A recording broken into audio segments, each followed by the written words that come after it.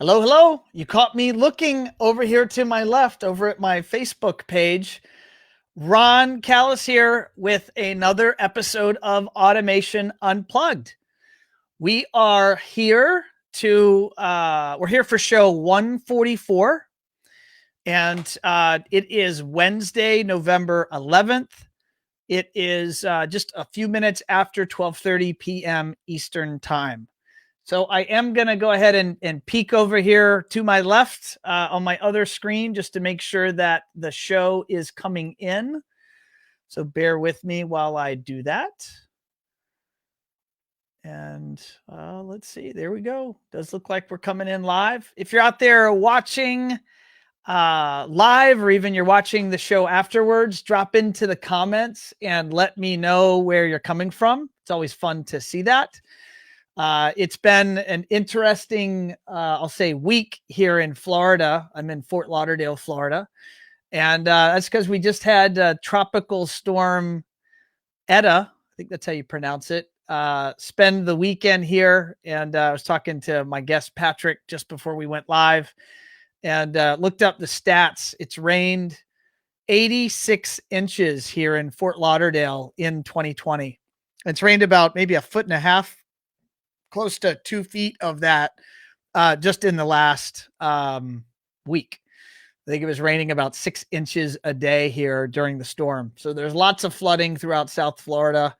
And I think the storm went into the Gulf, and it's actually on its way back, or it's already here, maybe up in the northern part, the panhandle of Florida.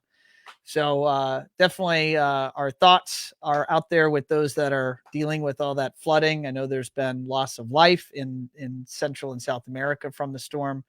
So it's pretty crazy here. Lots of schools are closed and lots of buildings, and people are dealing with all the various flooding around the state. But we are here. Clear my throat. We are here for show 144. My guest is someone that I've known for a long time, big time volunteer in the world of CEDIA.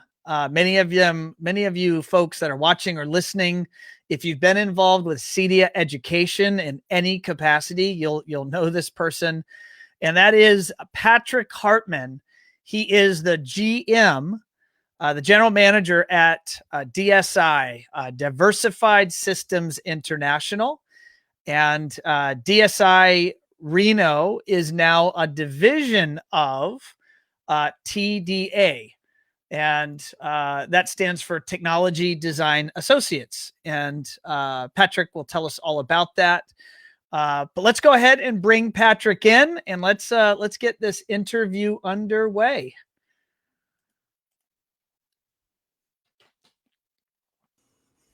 Patrick, hello, sir. How you doing? I'm super duper. Thanks for joining us. You bet. Good to see you. So where are you coming to us from? Let's start there. Currently, I'm in Carson City, Nevada, the state capital of Nevada. Company's out of Reno, about 30 miles north of here. Got it. So are you commuting to the office, or are you doing the home office thing, or how are you guys managing that? A little of both.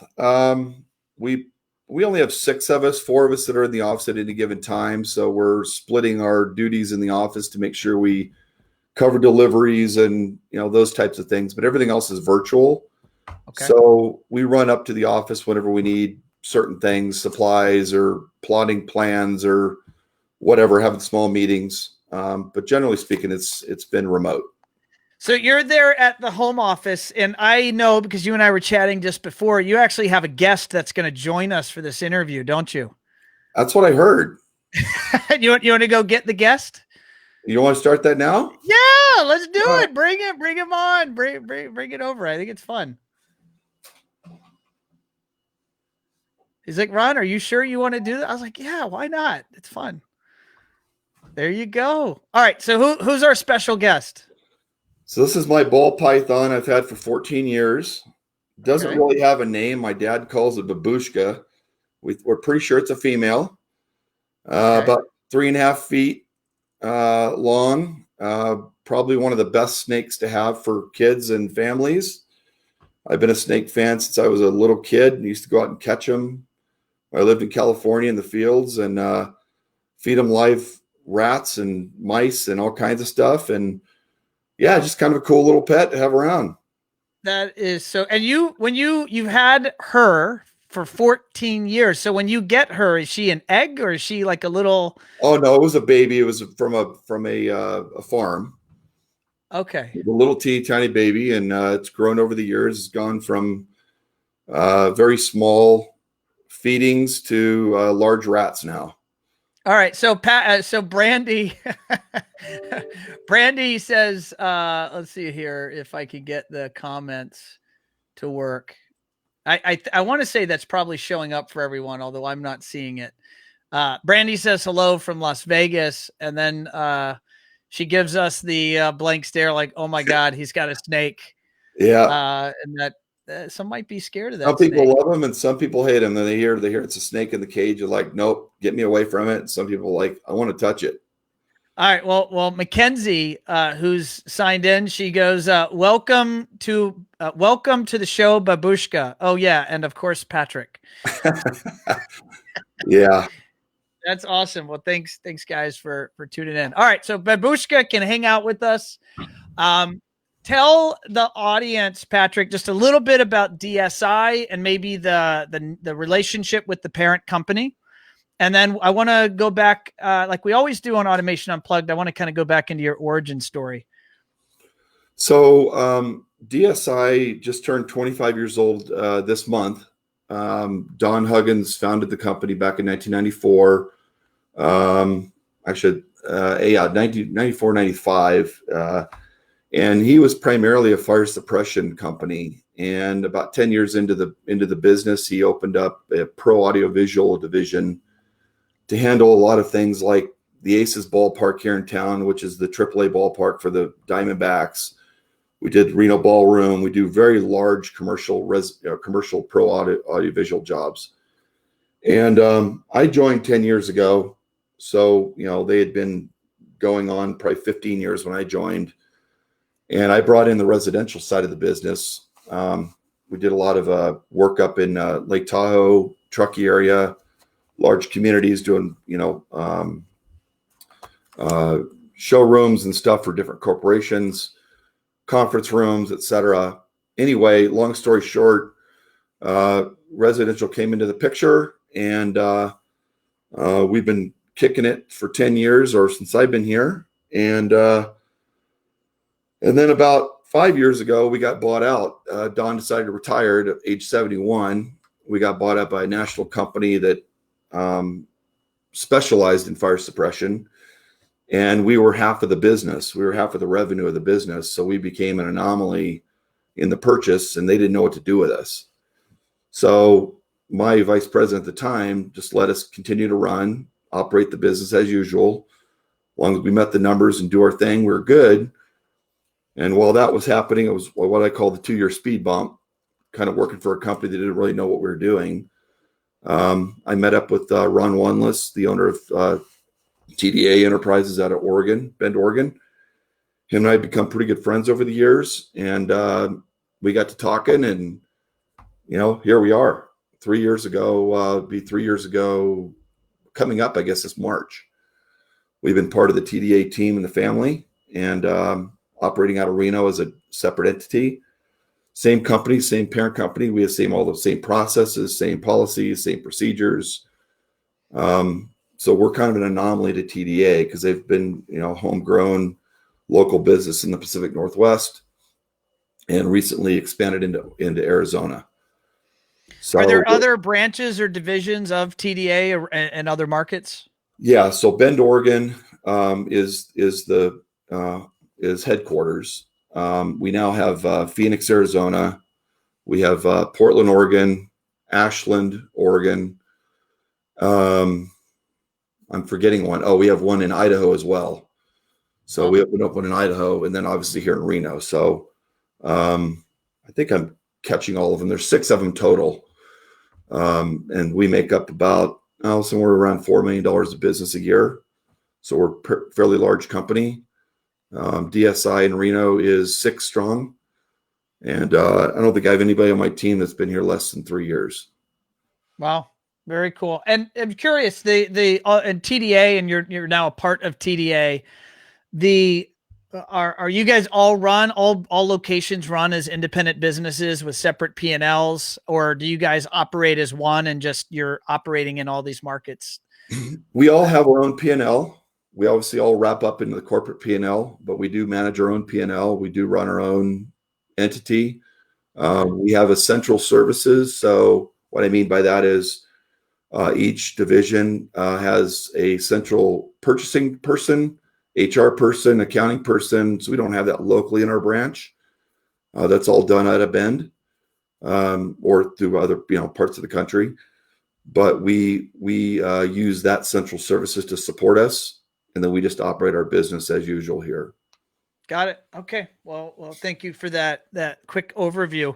Let's go back into your origin story. How did you land in this crazy business? And you've clearly decided to stay here for a while. So yeah, I had a internship option in 1991 coming out of college. I was right in the middle of college, actually, to leave for the summer and go to the Bay Area and work for a very good friend of mine, or a friend of our family, who became one of my mentors. He was in charge of the Good Guys. If you remember the old Circuit City and Good Guys stores. Well, Good Guys was the West Coast version of Circuit City. I'm from Virginia, so Circuit City was born out of, I think, Richmond, Virginia. Yeah. So the Bay Area, when I got there were 22 stores. I left when there were 79 stores. And my role when I first came in was to work in the service department, fixing and helping repair and maintain all of the products that came in that were broken. So you walk into a store, you're saying, hey, the CD player is broken, send it into service. Well, I worked in that service department. And then I got put into what we call tech support. So we went out and built stores. So I was on the road for 4 years between Oregon, Washington, Las Vegas, and Reno, building new stores. And we did all the infrastructure wiring in those stores before they became a store. And then once a store got built, we maintained it. We were the support staff for those stores to go help, the old switching systems back in the speaker rooms, right? We remember those days. Yep. And then I had a great opportunity in 96 or 97 to open up one of the very first home installation departments for a big box store. So Good Guys was one of the very first in the country to open what we called home installation at the time. Eric Bodley, some of you guys will, if he's not on this thing, everybody knows Eric Bodley. Him and I toured most of California teaching sales counselors how to sell home installation and how to sell the service. In 96. Yeah, well, it was 96, 97, yeah. Wow. So we started in the Bay Area. I hired 4 district managers to handle 4 different regions of the Northern Bay Area, and they went out and they had a handful of stores that they serviced, and they, had the one-offs go in and do a consultation like we do today, which is normal, but we relied on the sales counselors for people coming into the store to promote our business. And so we got to about, I think we had 25 installers, 4 district managers, probably had 30 vans. And then we busted into LA and we started doing it in LA. It didn't take off in the Pacific Northwest. And by the time the Good Guys fell or, broke out, they got bought by, I don't remember who it was. It was a big computer store company at the time. I was gone in 01. So I was there 10 years and started from the ground up. It was a pretty exciting 4 years, honestly. Yeah, it sounds amazing. So what happened in 01? Big box store to multi-million-dollar homes with Randy Stearns at Engineering Environments. So it was a major culture shock. I did not know you went there. Yeah. Wow. Okay. So in 01, I got recruited by an ex-Good Guy employee who got recruited by Randy, and he brought me in. And in 01, I started with him in the Bay Area managing about $4 or $5 million worth of business. And then he decided he was going to go to, or he already had a piece of Lake Tahoe area.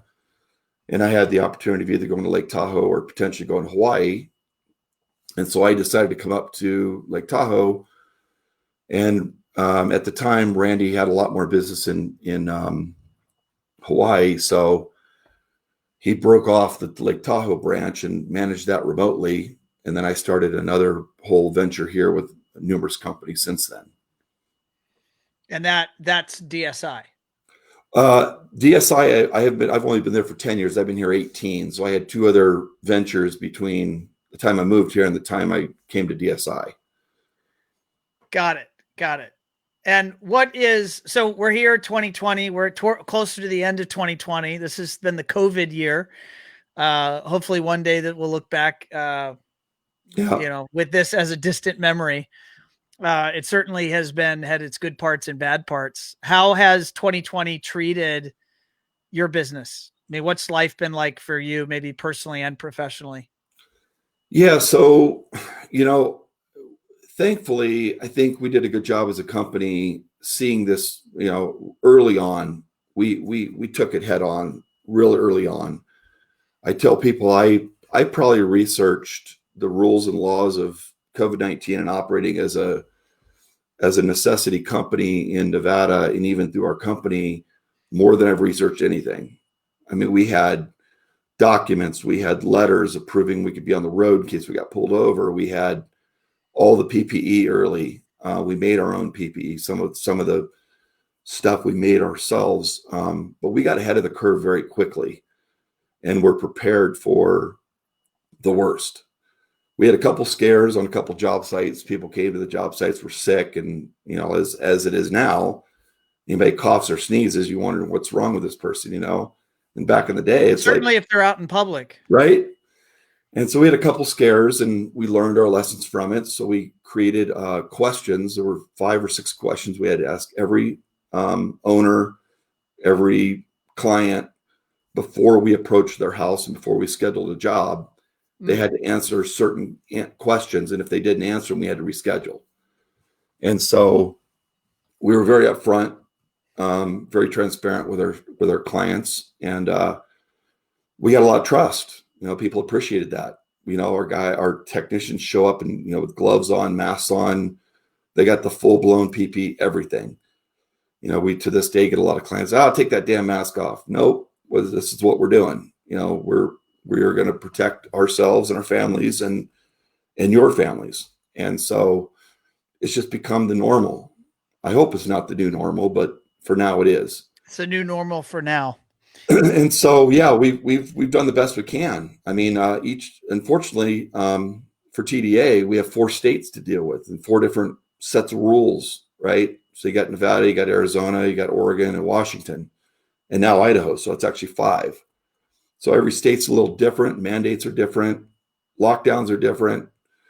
So, every 2 weeks, the GMs get together, we talk about it and what can we do to help each other out. So we've worked out real well through it. Believe it or not, we're on pace for almost hitting our 2020 goal, even with COVID.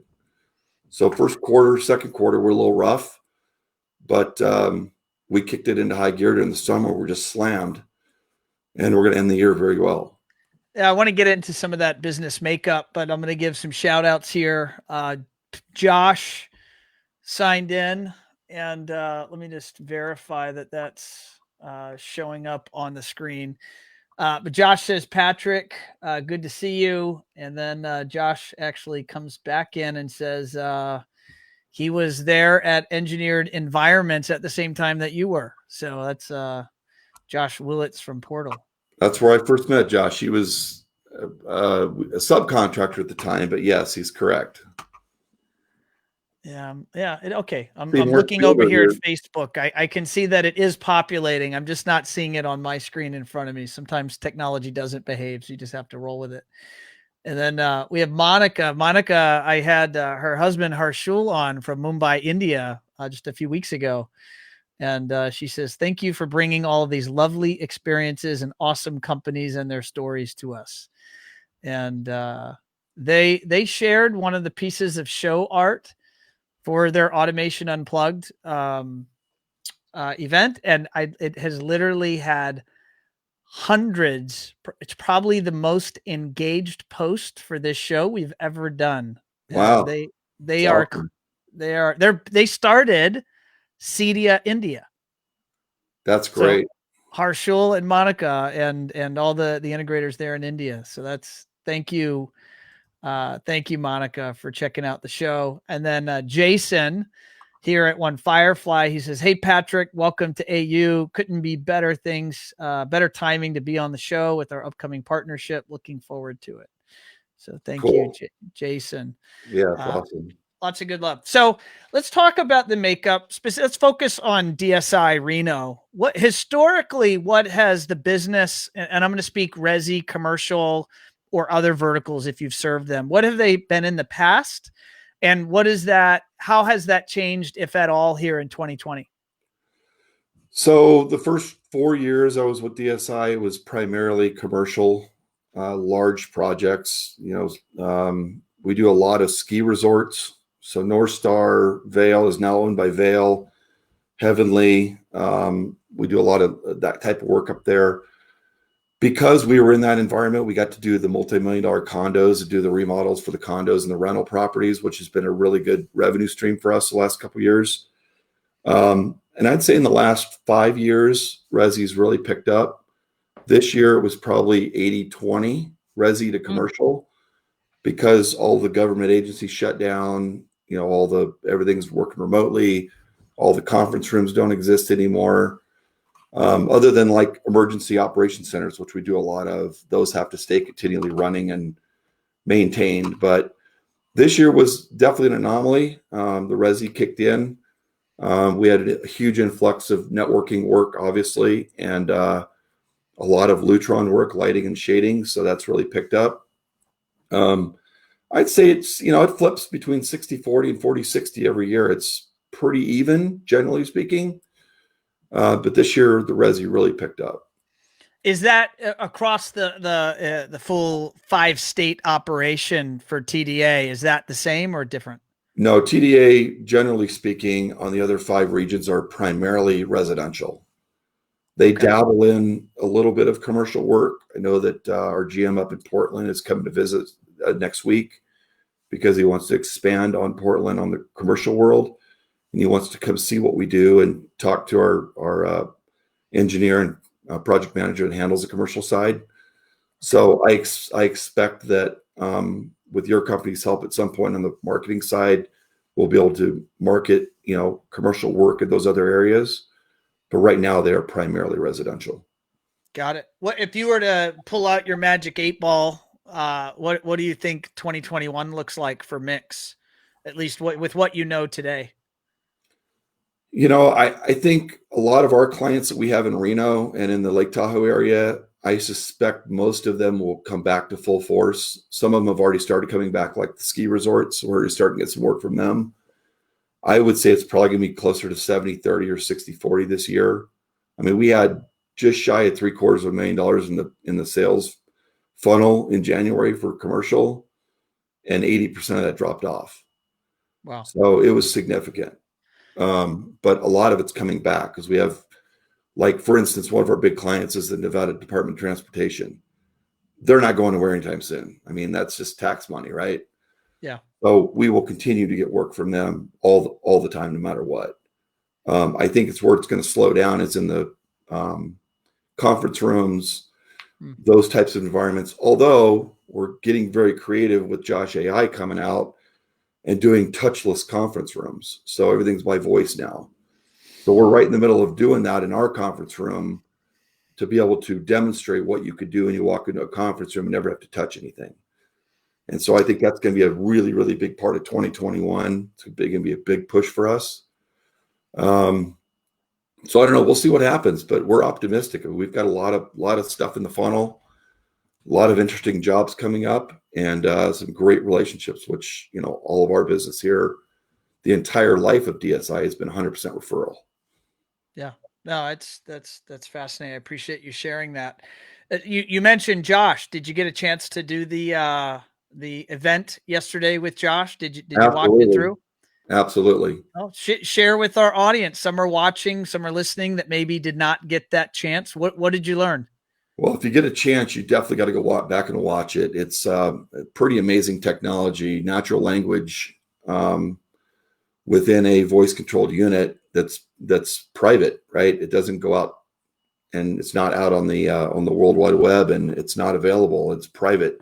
And I think with the type of clientele we deal with in our industry, that's very, very important to them, is privacy. And so I think they have a huge leg up on, some of the DIY stuff that's out there and even future items. So I'm really excited about it. I'm excited to be able to broadcast it and, market it. And I think it's going to be a part of virtually every house in the next 5 years. No, I agree. I agree. I think it was certainly amazingly or beautifully produced. Yeah. Just the attention to detail from beginning to end of the whole virtual event. It was really first class. And we're bench testing it like crazy in 2 homes, in our own two of our own personal homes and in our office. So we're trying to get all the details of what it can and can't do so that we can start marketing what we want to offer. So, Patrick, when I think of CEDIA, I see your face because you've been a big time volunteer. Well, certainly one of a bunch, but one of the biggest volunteers in CEDIA land for many years. I mean, I've been volunteering for CEDIA or instructing at a much lesser level than you, but I've been involved for about 10, 11 years now. Yep. And what is first of all, how did that all happen?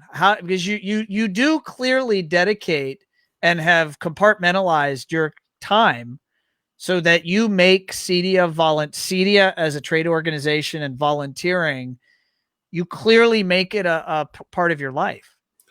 How did that happen? Yeah, without fail.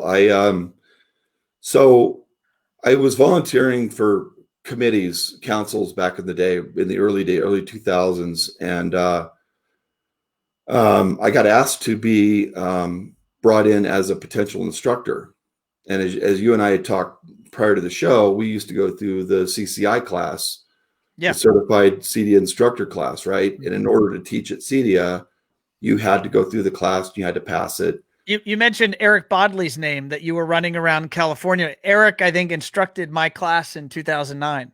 Yeah. So when I went to that class, I got invited to go to Indianapolis to be part of this 5 or 6 guys and girls that were brought in to become an instructor, and you had to report to your peers. So in the room, I had Frank White.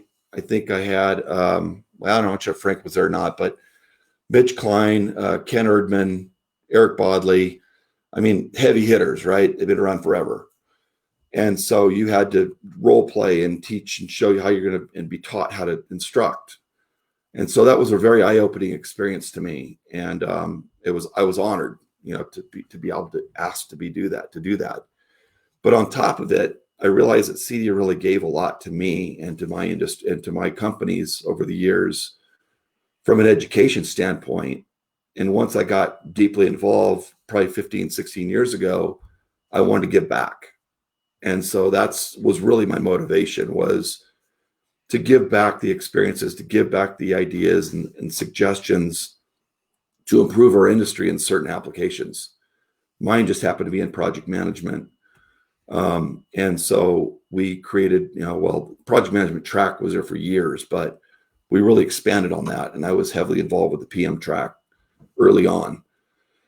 And then since then, I got involved with the business working group and the instructor working group, which are 2 separate entities that basically look at all the content that comes in from people that want to teach, and it's vetted out.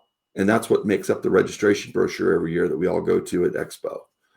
And so I was heavily involved with those committees. And now I'm dedicating a lot of my time to the instructor side of the pool, to elevate all of our instructors at CEDIA, so that when you pay $129 to $200 a class, you're getting good quality education.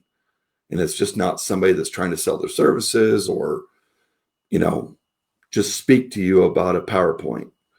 And so we have a huge initiative this year to kind of set that bar up high and come up with some kind of a plan on how future instructors are going to instruct virtually and, at events. Is the goal to bring back that certification that I think you and I did back in the 2000s, Has that been happening lately, or did that get retired at some point and you're going to rebirth it or resurrect it, or what? There's a small version of that that's floating around. The EMEAU over in Europe and England, they did a great job doing it with a program called the CAP program, and we're trying to bring that to the US and in some fashion create that culture of what you need to go through to become a CD instructor, whether you're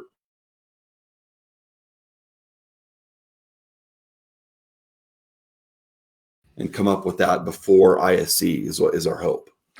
So today you are the head of, or you are involved in what level of volunteering at CEDIA? So still an instructor. It's the first year in all the years I've been there that I did not instruct virtually, which I was okay with. But primarily on the instructor working group, I'm the chairperson for that group. And I'm also a conduit to the bigger group called the Professional Development Advisory Council, which is kind of the head council for all of CEDIA as far as education is concerned. So I get to hear and see and talk through with some brilliant people from all over the world on ideas on what the future education of CEDIA looks like. That's changing literally every day. What is your read on the success or lack of success? And I don't mean that with any, I'm not swaying that either way. How did virtual CEDIA go? How did the education component of virtual CEDIA go? Surprisingly very well. We had a lot of tough road ahead of us when we got the announcement that it was going virtual. I mean, you can imagine, right? You're used to going to a trade show across the country. You have a whole set of rules and things you do and the way you do things. And now you've got to produce it virtually. And a lot of amazing staff members and volunteers came to the table.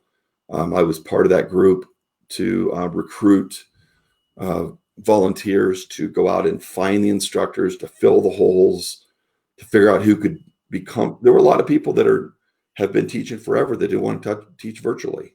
They're uncomfortable. It's either you're comfortable or you're uncomfortable, right? There's no in between. Yeah. And so it was interesting on how that all played out. But in the end, education I thought went very, very well. We definitely learned some lessons. We definitely got some ideas from people like yourself, giving feedback from your classes. And all in all, it's great. A lot of people don't know all the classes that were offered there are still available to the end of the year. If you buy the education pass for $199, you have access to all of those classes till the end of this year. And so I don't know those numbers, but the numbers were pretty good, right? I mean, they were really good. I haven't seen the final numbers either, but generally speaking, we had a lot of interest and a lot of engagement. On the vendor side, I'm not so sure how that went because that was handled by Emerald, who owns CEDIA now. So we're trying to dive into the logistics of that and figure out how we can make it better for the vendors and the rep firms. And I know there's some heavy engagement on that coming up soon. But all in all, I mean, we pulled it off. There were a lot of tears, a lot of stress, a lot of yelling, a lot of challenges, but maybe a few tears. we all pulled through. And there was some people that put in just ungodly amounts of hours to make it happen and to work through it. And it was a huge, huge effort. Knowing what you know and the conversations you've been in, the meetings you've been in, what is the forecast or your prediction? Not any formal CEDIA position, but Patrick Hartman's position on what 2021 is going to look like for industry events. Well, we're obviously planning for a hybrid without fail. It's scheduled to be in Indianapolis this year. We have to be prepared for full virtual.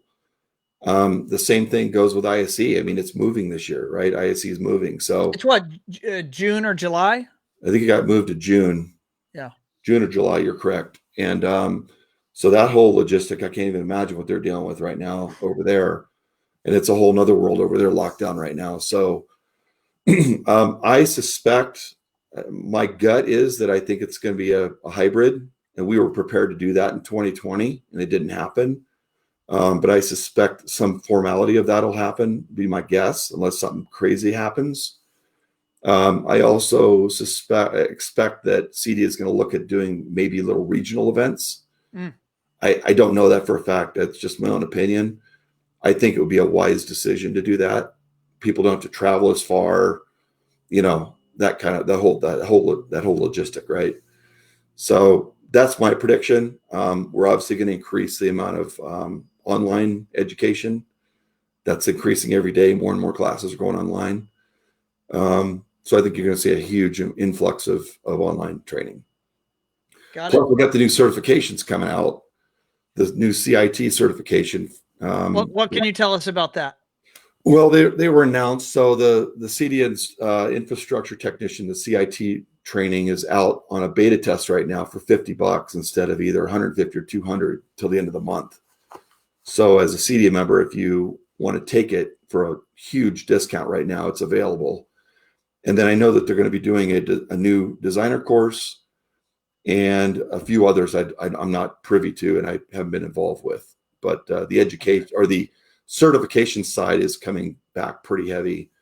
And it's going to be ANSI accredited too. So it's, when you go to do your test, it's proctored. So it's a real certification.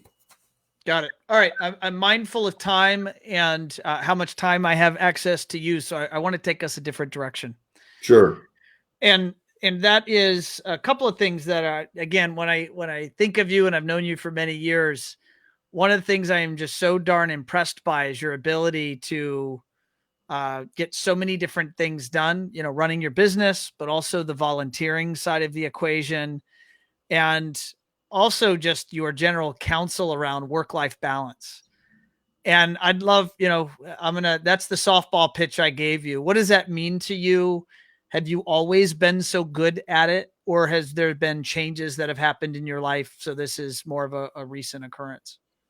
Yeah. So the short answer is no, it's not been part of my normal career. I mean, anybody that's in this industry knows we spend ungodly amounts of hours doing what we do because we love it, right? It's not because we want to. I mean, we want to, right? But doing a 50-hour week was foreign to me up until 5 years ago, even under 60 hours for that matter. But I realized about 5 years ago, I wouldn't say I took a bad health turn, but I saw some people that had some health scares. And I saw some similarities of things I had that they went through, and I didn't want to be part of that. So I changed my diet, changed my exercise routine. I basically, to this day, 2 to 3 days a week, 1 hour every of those 3 days is dedicated on my calendar for hell or high water to go to the gym or to work out in some capacity. It's just something I've got my body in regimen to do to stay in shape in some fashion.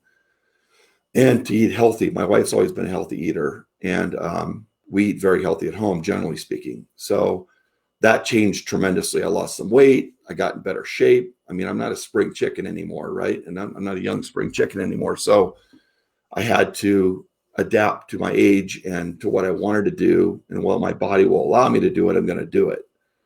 And so 5 years ago, I was challenged to do what people know as a Tough Mudder race or a mud run, or whatever you want to call it. I just put it up on the screen. So for those that are listening to the podcast, what was that? Where'd you get that picture from? I stole it from your Facebook. So I got addicted. I did Tough Mudder was what I did for the first 3 years. I did probably, I don't know, 7 or 8 of them. One of which is one of the toughest in the country in Lake Tahoe. And then I got sick of it because there's no penalties and it's like a fun run, right? Just jumping around in mud, doing obstacles, but there's no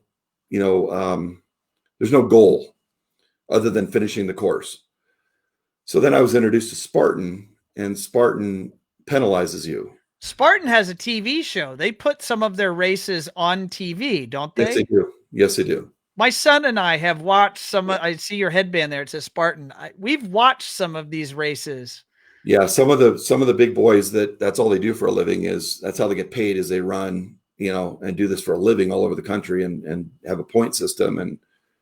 But the deal with Spartan is you depending on the size of the race, you maybe have between 15 and 30 obstacles. And every single obstacle, if you don't get through them, you have to do 30 burpees or you can't continue. So anybody that's done a burpee, do the math. I think my first race was my first one.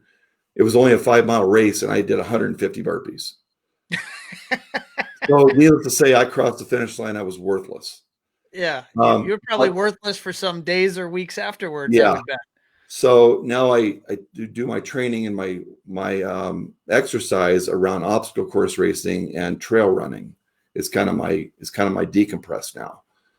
And so I've done 9 or 10 Spartan races all over the country. That one was from Utah last year. How much does that thing you're carrying, that stone ball, how much does that weigh? They tell me around 110 pounds. And you carry it for about 10 yards. You drop it, you do 3 burpees, you pick it back up, you take it back another 3 yards, and you do 5 burpees, and then you go on to your next obstacle. So that was in 100-degree heat at about 8,000 feet elevation. And I didn't know that this guy was there taking pictures. It's one of these, cameramen that's there. But I thought it was a cool picture that I got taken from me. But, I'm racing with guys that are 15 to 20 years younger than I am. It's kind of hard to keep up with the young ones, right? But my body's allowing me to do it, so why not? And so it's just a lot of fun. It's a challenge. I love challenges. Anybody that knows me as a human being there's not a challenge I won't take on if I don't think I can accomplish it. And so what I do a lot now on the weekends is I do a lot of hiking, a lot of running up to alpine lakes up in the mountains. I mean, we live in one of the most beautiful places in the world. So that's my decompress. That's what I do. And so I schedule between 3 and 6 races a year. And this is the first year I did not get to do any. I was pretty bummed.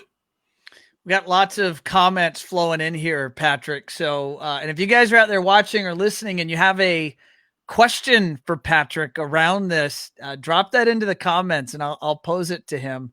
But I'm going to put on the screen here from Wes. Wes is actually a member of Team One Firefly. And Wes is actually an ultra runner, so the people that run the 100, 50 and 100-mile races. Yep. And he says he loves it. Love it, Patrick. He ran a Tough Mudder back in 2013 and a Spartan race 2 years back. Fun times. And then Jason, he posted, if I can't work out at least every 2 days, I try to go on longer walks with the pup to get some exercise. If not anything else, a great way to clear my mind. Is that a fair statement now, Patrick? Like, you don't feel right if you don't get out and exercise to clear your mind? Without fail. I mean, there's a lot of other things I do to clear my mind, but that's definitely one that's always on my calendar at least 2 to 3 days a week in some fashion, whether it's on my own or with my trainer or with somebody that I work out with. A lot of it this summer was obviously outdoors for obvious reasons.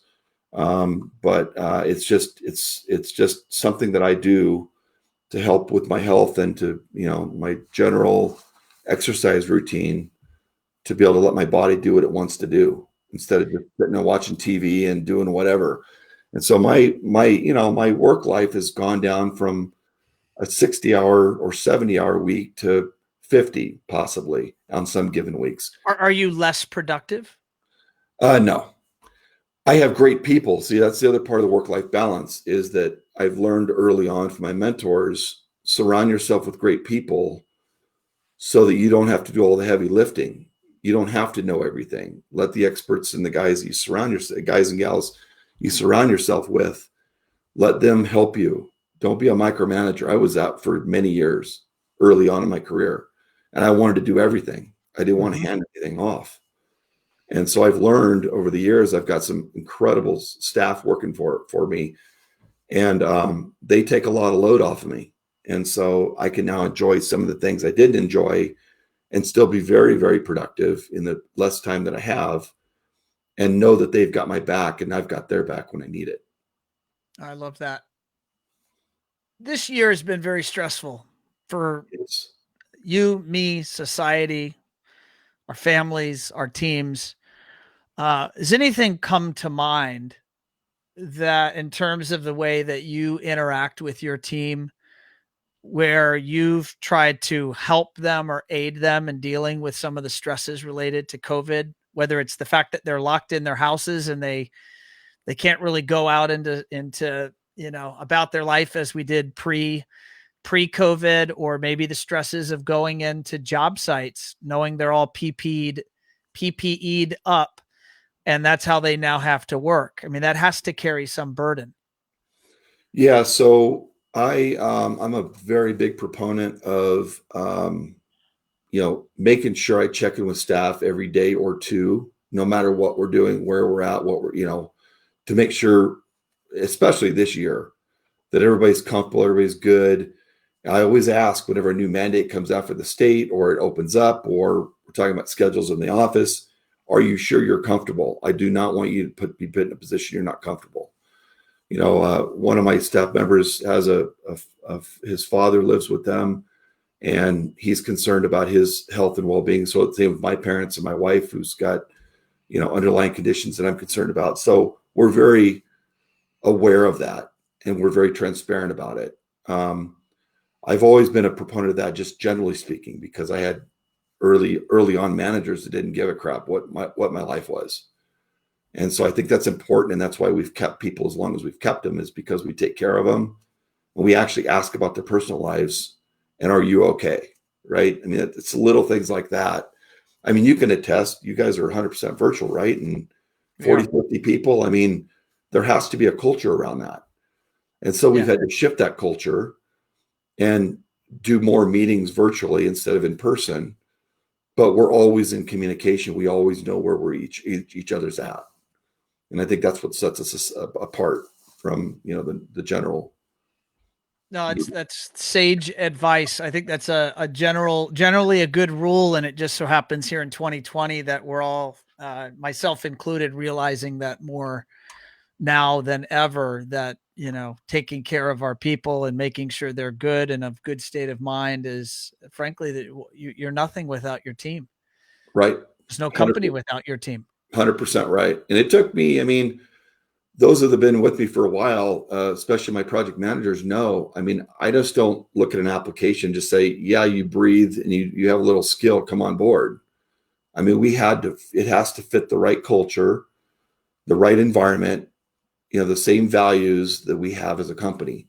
And so it took about 2 years to find our most recent tech, because we weren't just going to take anybody. And so we're glad we did, because he melded very well with us. And, we're a family, right? It's kind of like Cedia. You're a family. I got people all over the world that are friends of mine I never would have met if I had never volunteered. And so that same culture kind of comes into the company as well. What has you most excited as you look forward? Some of the new technologies coming out. Voices. I mean, after yesterday's thing with Josh, I mean, it's just, I mean, two of my guys have been talking about it, and they've been bench testing it and put it in their own house and talking about the challenges and the cool things and the things they don't like. But after seeing what Josh is doing and what it can do for this industry, I think it's a game changer. That's really exciting to me. The other thing that's exciting to me is that now that I have staff that can take a lot of heavy load off of me, I'm going to go back to my roots of interacting with architects, interior designers, builders, and recreating those relationships that got me started. I mean, back in the day, I was 100% commission. I had to hustle to make money, and all that hustling paid off, because it's just recurring revenue and referral revenue the last 15 years. But I want to get back to the roots of going back and educating people outside of our industry on what we do and how we can expand, their ideas and their environments. Are you a practitioner of the Cedia ROI or COI content? Is that a hook that you've used? And if so, can you explain that to the audience? Absolutely. And that's Samantha is the new, not new. She's been here, almost 3 years now. She's heading that up and doing a lot of the COI classes now.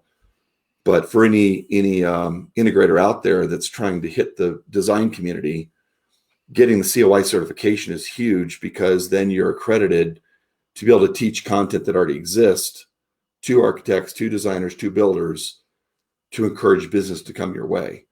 And yes, I'm going to get back to those roots. I had that certification years ago and it's lapsed. So I definitely want to get back to it. And I also partner up with vendors like Lutron and Crestron and Josh that could basically come in and help with those presentations, right? And those demonstrations. Absolutely. It's great advice. Patrick, for anyone out there that's listening and or watching live or on replay, I'm going to ask, how can people either get in touch with you or Babushka? If Babushka is the snake. I made the mistake of telling you that.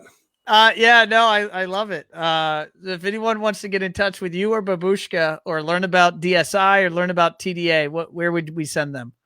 So our parent company, Technology Design Associates, it's techdesignassociates.com. My email specifically is patrick.hartman@dsireno.us. Probably the best way to get a hold of me is that way. I am on Facebook, LinkedIn, and I'm attempting Instagram. I'm not a big social media guy, but I've been told that's the deal. So I'm trying it out, but you can definitely find me on Facebook and LinkedIn. Awesome. I'm going to attempt to put this on the screen. I want to make sure I got the @ correct. You said DSI Reno. Is it .com? .us. .us. Okay. And that is different than your web domain, correct? Which is .com. Yeah, that's being rebuilt and restructured as we speak. Got it. Okay. Tell me if I got that right. I just put it on the screen. Yes, sir. All right. So there you go, folks. Patrick.Hartman@DSI Reno. Again, DSI Reno is a division of TDA, Technology Design Associates. Patrick, it was a pleasure having you on show 144. It was awesome to see you, man. Been a long time. It's been too long, man. Normally I could have said I saw you last month at CEDIA, but right, not this year. Yeah. Well, hopefully if you guys come to the West Coast, you and your wife, come on by and look us up. We definitely will. We are of that ilk that have been taking the quarantine pretty seriously. Yep. So I have not been on an airplane personally since I want to say, I haven't been since March. I did a January event for Savant, and then I did a March event for ProSource, and I haven't been back on an airplane. But yeah, God willing, we'll get a vaccine and we'll be back out there soon. So absolutely. I'll definitely look you up. And I do, by the way, I see Ron, the fearless leader. He says hello. He says, great show, guys. Thanks, Ron. Appreciate you. His busy schedule. I'm surprised he got on. I'm super impressed that he was able to get on as well. So Ron, thanks for taking the time to do that. And on that note, Patrick, we will see you soon, sir. Thanks for coming on the show. Awesome. Thanks, Ron. All right, folks. So there you have it. Show 144 with Patrick Hartman, GM over at DSI Reno. Tremendous amount of sage advice. And I always appreciate my guests coming on the show and kind of fearlessly sharing what they're going through and the ups and downs of their business. This has been a trying year for everyone, yourself included, or myself included. And all we can do is put one foot in front of the other and know that lots of people are having lots of challenges, and we just have to lean on those around us and just keep pressing forward, because there's no other option. And know that tomorrow will be brighter, because I believe that. If you have not already done so, please subscribe to the podcast. There's the name, Automation Unplugged.